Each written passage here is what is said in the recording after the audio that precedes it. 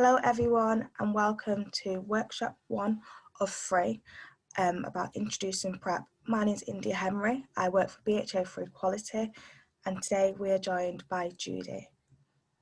Hello India, nice to have this opportunity to join you on this very important subject. Thank you. So today we are talking about PrEP and it's kind of a thing that's implemented in both of our fields, isn't it? About raising awareness, but also it's really important as part of HIV prevention. So just a little bit about who we are. So BHA for Equality works as part of the PASH partnership, and that is BHA, George House Trust and LGBT Foundation, and we all work across Greater Manchester to improve the lives of Greater Manchester residents impacted by HIV or those most at risk. Could you tell us a little bit about your project, Judy? I'm coming from an organisation called Africa Advocacy Foundation. We're based in South London, but we cover the UK and abroad. We do some work in Europe and in Africa.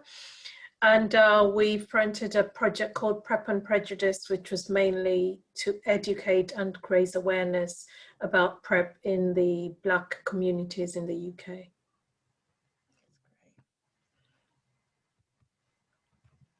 So I think we'll delve straight into it then, and just talking about PrEP. Obviously you have to have a good solid understanding of what HIV is.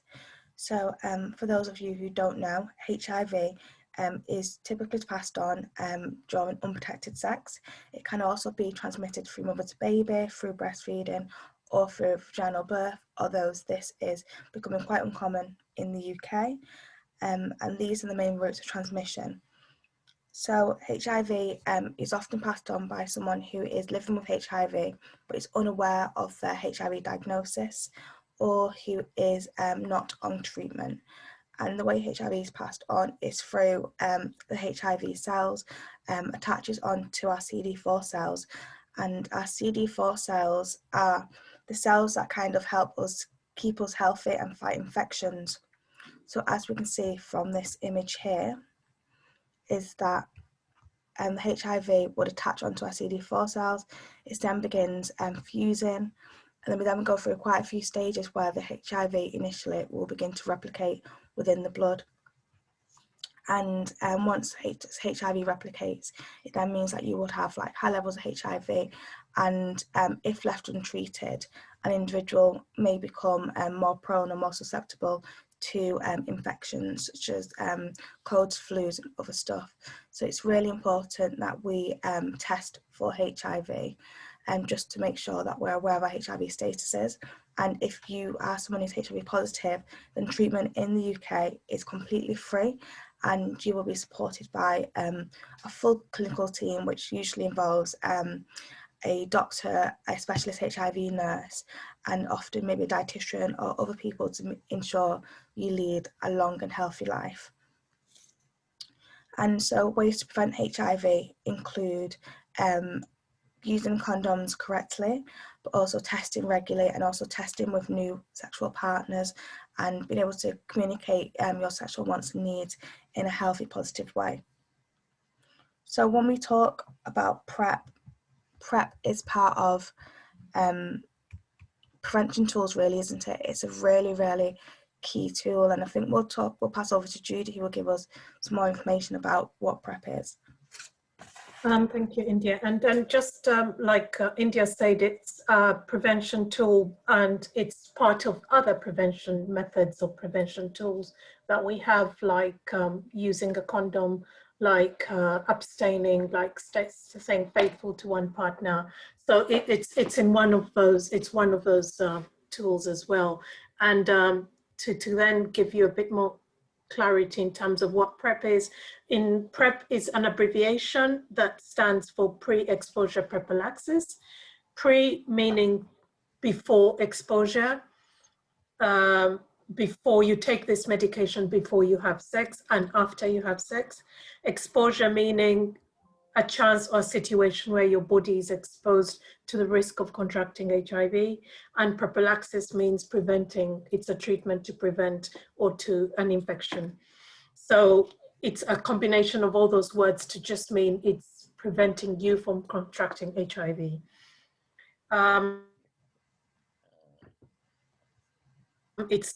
Currently it's in a form of a single pill that you take that contains 2 drugs, tenofovir and enofemicin. I can't pronounce that, but they're abbreviated as TDF and FTC. And these are taken before sex and after sex. And we can talk a little bit more in terms of how you take it depending on your sexual habits.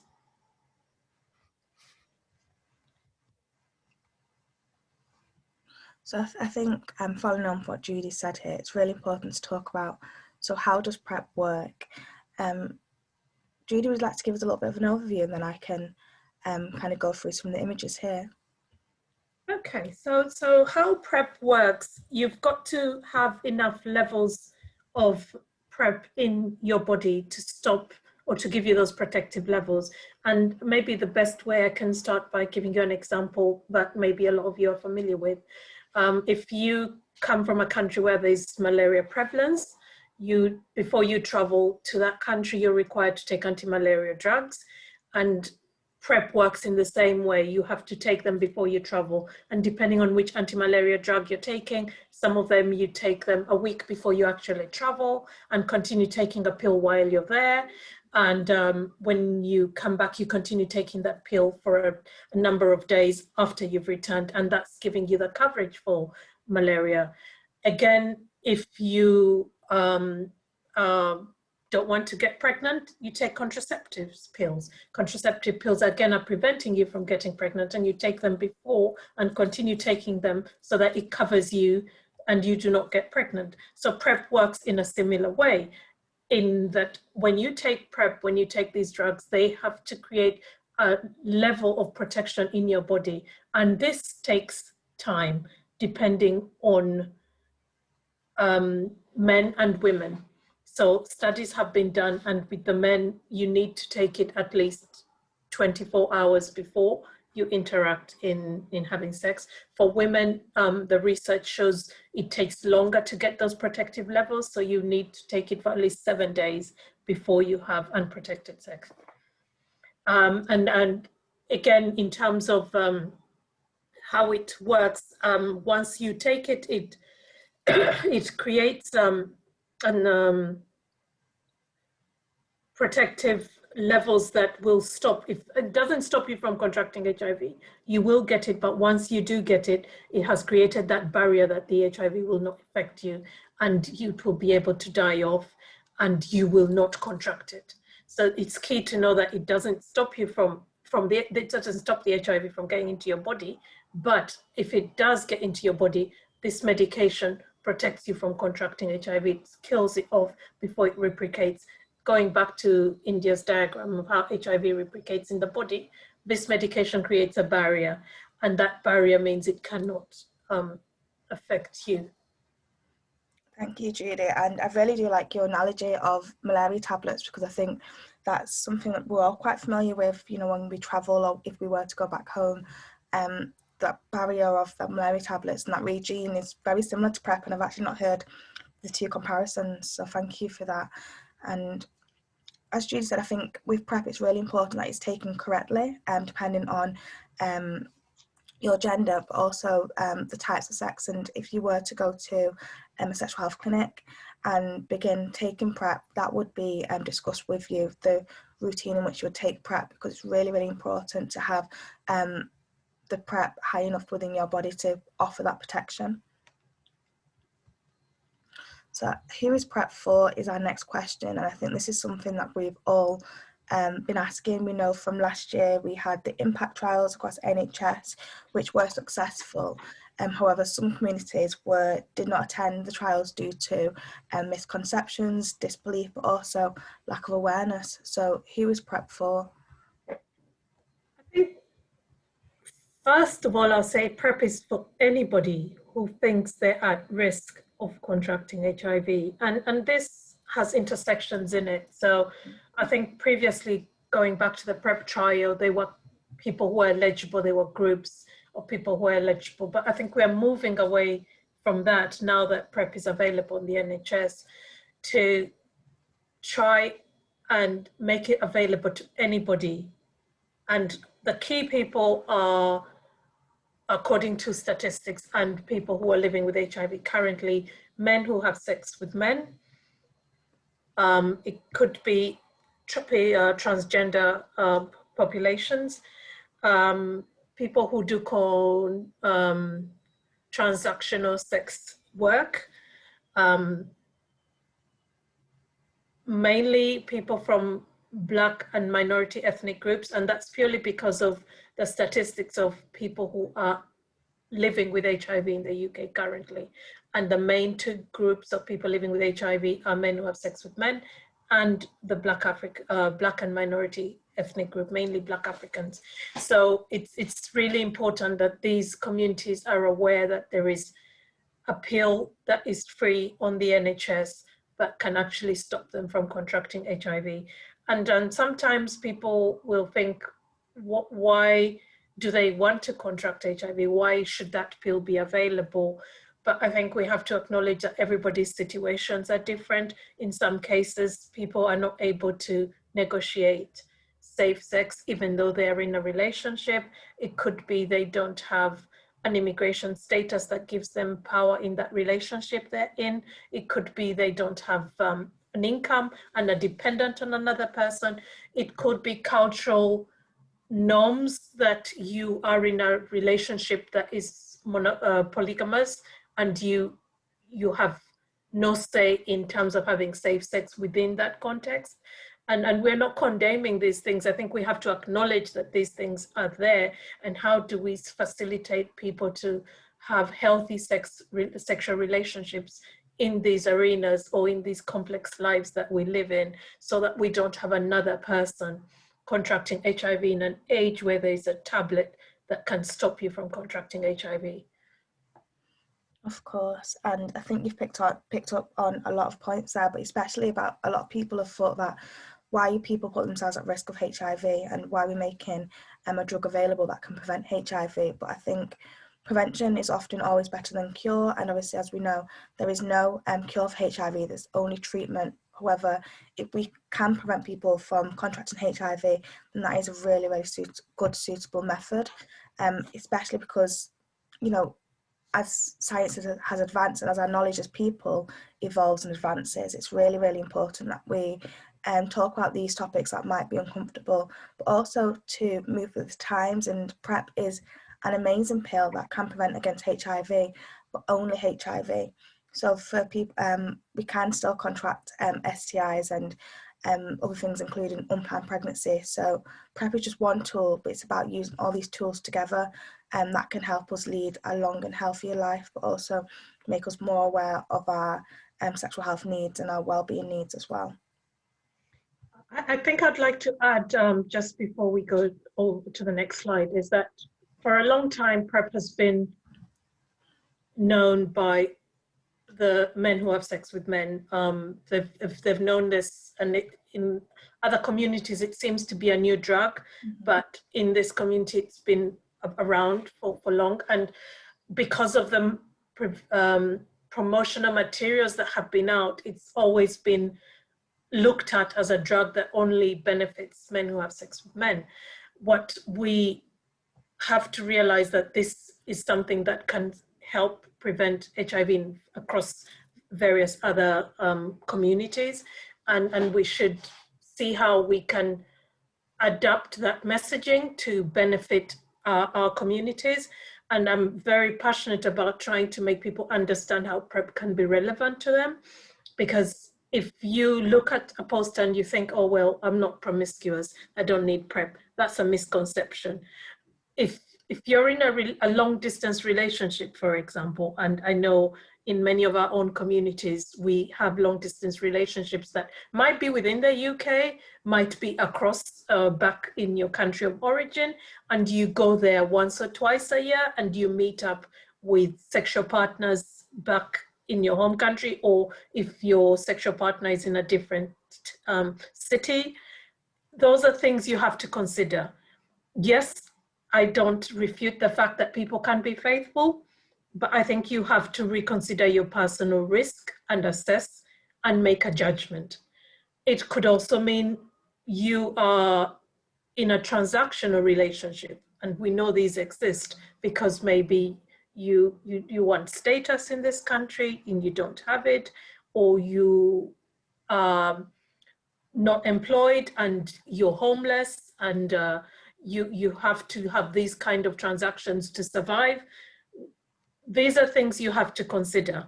For men, again, and I'm not stereotyping because even women do this, but you may have more than one sexual partner. And you have to understand that this puts you at risk. Even though you might think, I have 3 regular sexual partners, I think you have to assess whether those 3 regular sexual partners also have another 3 regular sexual partners. And what does that mean to you, especially if you're having condomless sex? Majority of the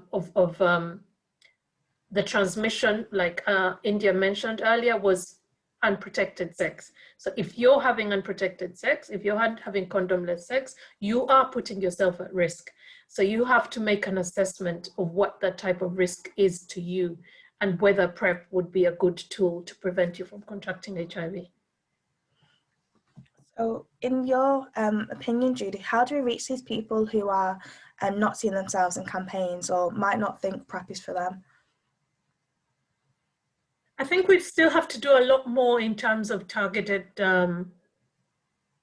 promotions. And maybe one very good thing that has come out of COVID is we've become very networked in online or in groups, in chat groups, because of that additional support we needed to connect while we're going through this.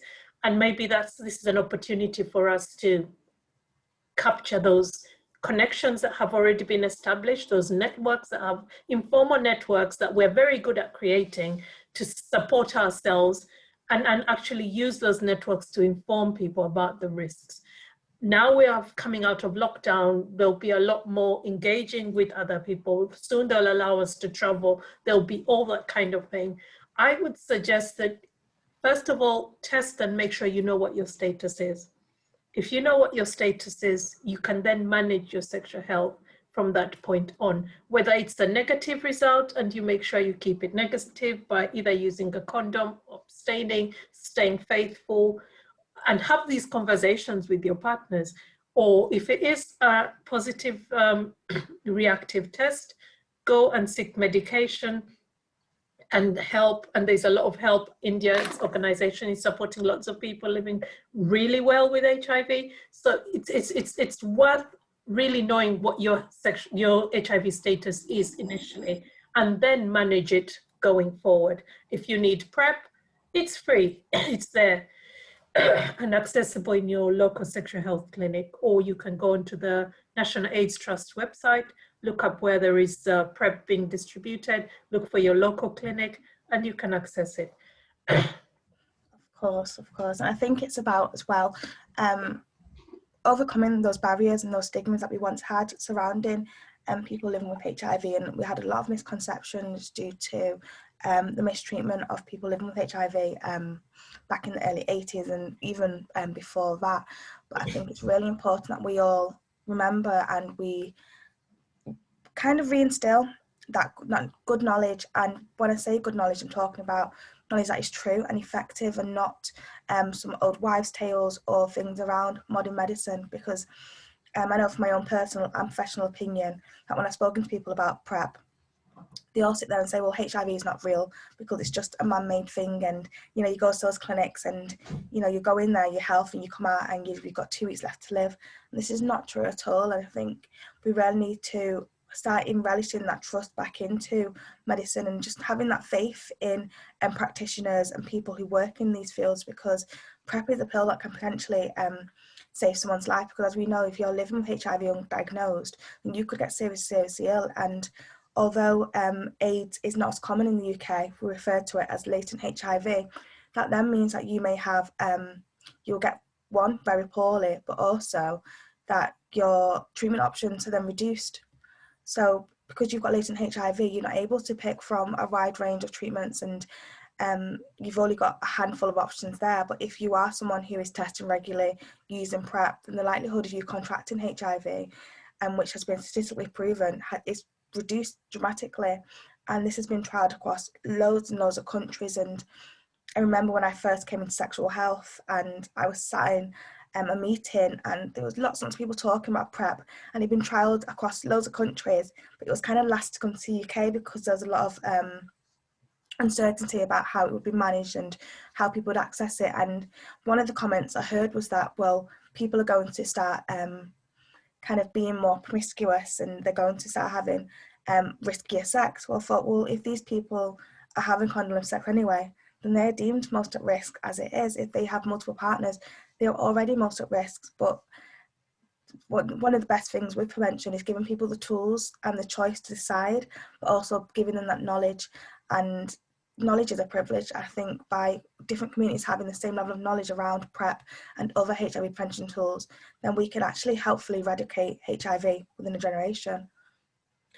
And India, you're so right, and I like you've pointed out the bit that it's choice. You know, PrEP has come onto the market and it's giving people choice.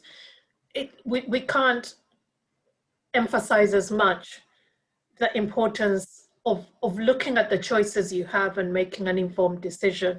I know that our past experiences of HIV or AIDS were very negative, very traumatizing, and as a result, either we go into denial mode or there's a lot of fear and we think it's not going to happen to me, I'm not going to take in this information. The reality is we are still getting diagnoses of people who have contracted HIV and who have contracted HIV while in this country. Not that they came to this country with HIV, they're contracting it in this country. I think it is painful for me to see that that can happen when there is a free pill that can stop you from contracting HIV. And I think the onus is on us to tell our own communities to spread this information so that we don't have to feel sorry and sad that something has happened that could have been avoided. I completely agree. So I think, how do we access PrEP is our next question. Currently, PrEP is accessible at most GUM clinics, and I will leave India to tell you the local one you have, but it's accessed at the local sexual health clinic. You have a number, I believe now, because of the current restrictions, you can't just walk in, you have a number that you will call and be given an appointment. And once you have this appointment, an initial assessment will be done. And it's important I emphasize this because the assessment that is done is looking at your medical history and your sexual history. Depending on the answers you give, will then mean whether you will be eligible to have it or not. So if you decide to go and, I'm trying to find a good way of saying this, and you're not telling the truth, or you're sugarcoating the truth, it will make the physician or the consultant in front of you or the practitioner in front of you think you're not at risk. It's very important we tell the truth. And I know that in many scenarios, someone will be married and they will ask them, are you married? Yes. Do you have one sexual partner? You say yes. If you know you don't have one sexual partner, they're not going to judge you. Be honest and say that so that you get the appropriate help that you need. Once you've done that, another important thing is they will do some tests, including finding out whether you're HIV negative, because it's very important. And I think this we didn't highlight. It was on your slides. PrEP is for people who are HIV negative. It's not for people who are HIV positive. And so once they have found out that you're HIV, once they've done the test and you're HIV negative, they can start you on the treatment. And they will also do some other tests around your kidney function, just because, again, we'll talk more about this in the next session, but we cannot hide behind the fact that it is medication and medications have impact on your body and this has to be monitored. So it's not something we take lightly. But when you look at the risk and benefit analysis, you know, the benefits of taking PrEP outweigh the risks, and that's what's important. Of course. And in Greater Manchester, the Northern Sexual Health Clinic is our clinic for PrEP, and they are specialists in HIV prevention, but also in sexual health. So as Judy picked up on, is that they are non-judgmental, because they deal with real people, and real people do have multiple sexual partners. Real people will contract STIs and other things like that. So it's really important that you have an open and honest conversation with the doctor, clinician, or the nurse who is going to talk you through the PrEP process. And with PrEP in the UK, you will be given a full screening, as Judy mentioned, but also regular check-ins to monitor your kidney functions and other things like that, and to ensure that you remain HIV negative whilst on PrEP. So the Northern Sexual Health Clinic, which if you just put that into Google, they'll pop up straight away as the first search, and they can cater to people all over Greater Manchester. And they have clinics across Trafford, Manchester, and Salford. So do just give them a Google, and there's like a dedicated page now to PrEP, and that will pop up with information, but also a way to book an appointment with themselves. Thank you. And I think before you move to any questions, I would also like to really point out the benefits of using PrEP. PrEP is discreet. If you are then prescribed PrEP and you have it, it's a tablet that you will keep, that you take. You don't have to tell everyone what it is. It's unlike a condom that you have to negotiate before you start having sex, and sometimes that's associated with embarrassment, or even trying to obtain the condom in the first place or buy it. PrEP cuts all that out. I'm not saying it means that you don't have to use a condom because you can still contract other STIs, but depending on if you're in a long-term relationship where it's not easy to introduce a condom into that relationship, or even start having discussions around starting to use a condom, but you still need that relationship, you can secretly protect yourself, or discreetly, I won't say secretly, but discreetly protect yourself, and you don't have to inform anybody that you own PrEP, and yet it is really effective. But also it gives you a peace of mind. So many times we sit there and you're like, what if?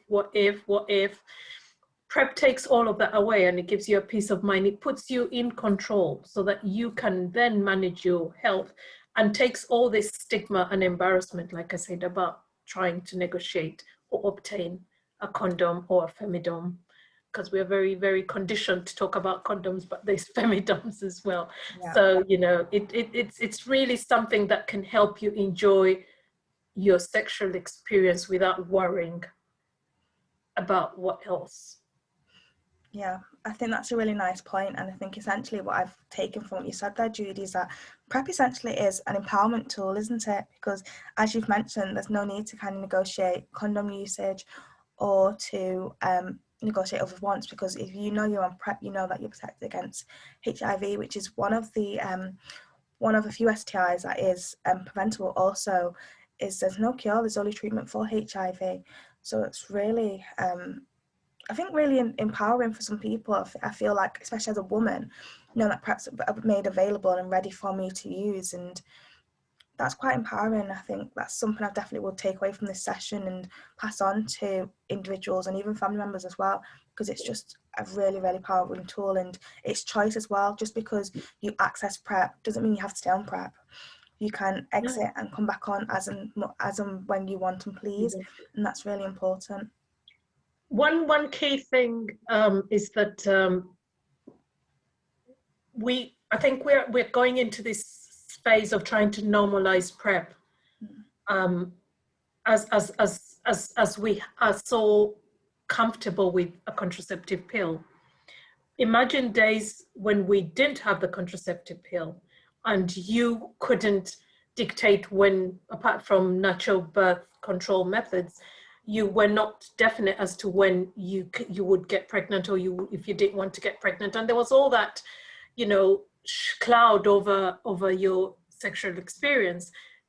it's in the same way a pill gave a woman the power to choose when she wants to get pregnant and when she doesn't want to get pregnant. I know they fail sometimes, but 99% of the time they are effective. So when we look at that scenario and put PrEP again, it's giving you that protection that's 99% effective to put you in control, to stop you from contracting HIV. Bottom line, don't miss this opportunity. Mm-hmm. You know, it's free and it's available. Of course. So I think lastly, do we have any final points or any questions from yourself, Judy? And I'll probably think of one or two myself. I think for me, we have to, as a community from the Black African community, which is really affected by HIV in this country, and back in our countries of origin, we need to take ownership of our health and of our community's health. We need to be more proactive in discussing these things, whether openly or in our peer groups, and informing others, because it is helping all of us. You know, because of the way we are, an issue that affects one person affects all of us. Mm-hmm. You know, and I've had conversations with people who have thought, I don't want to know my HIV status, I'm opening a can of worms. Yeah, you might be opening a can of worms, but then you have the tools to manage that opened can of worms. If you don't open that can of worms, the can of worms is brewing until a point when it will explode, and then you will have no control in how you manage it. If you have PrEP and you're able to then control your sexual relationships in terms of having that ownership to protect yourself, you stop the whole idea of then contracting HIV and then having conversations with other people and then worrying about all these other things that come with that, taking medication for the rest of your life and all those kind of things. If there is an opportunity now to use it, and we have seen in the men who have sex with men, there has been a great reduction of new diagnoses of HIV, a really, really significant reduction attributed to PrEP. We need to replicate that in our communities. It's not out of our reach.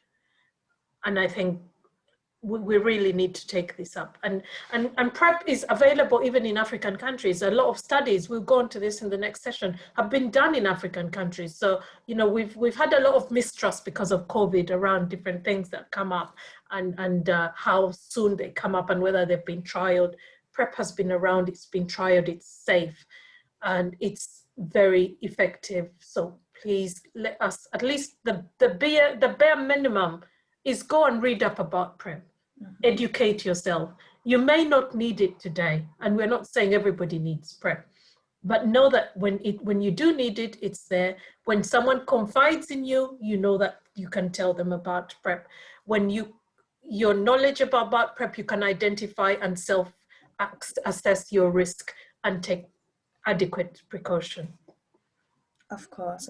And just to kind of summarising your comments there, I think, yes, and that call to action about going up and reading about PrEP is something I'm probably going to challenge myself to do as well, about more people in my community, but also my family members. So we identify as like Black Caribbean and specifically Jamaican, and I know often when we talk about unprotected sex, it's kind of like, oh, just, you know, stop, that's big people talk or whatever. But actually, by having the knowledge and the skill set to say, no, I can go and access PrEP, I can access condoms for free, but also I can go into a local sexual health clinic and negotiate my own wants and needs in terms of contraception as women. That's really, really empowering, and just re-embedding that trust within ourselves and within our healthcare providers is something that I feel as a community we really need to start doing. And as you mentioned, for many of sex with men, you know, the HIV diagnoses have been going down for quite some years now. And this is something we really, really do want for all our communities, especially our Black communities, because even though we are a minority within the UK, within England, we still have some of the highest rates of HIV infections. And when we say that, it's not because we're blaming one or the other, it's simply because as a minority and we've got some of the highest rates, it just doesn't quite make sense, does it?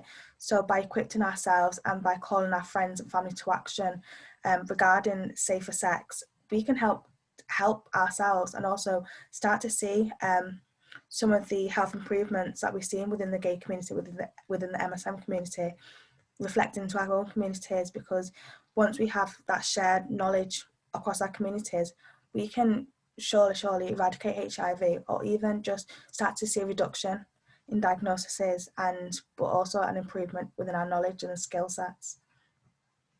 I know that the UK signed up to the to eradicate HIV by 2030. And the government is committed to that, and part of the commitment is around PrEP availability to anybody who needs it. So there is political will, there is information and free healthcare. I think we really have no excuse. It's now the onus is on us to be proactive. And that's all I can say. I completely agree. So that essentially is the end of our discussion. We'll have our first workshop, and again we'll be continuing tomorrow, where we'll be kind of getting a bit more into detail with some of our statistics, but also debunking some of the myths and also some of the misconceptions around PrEP. Thank you, India. Thank you.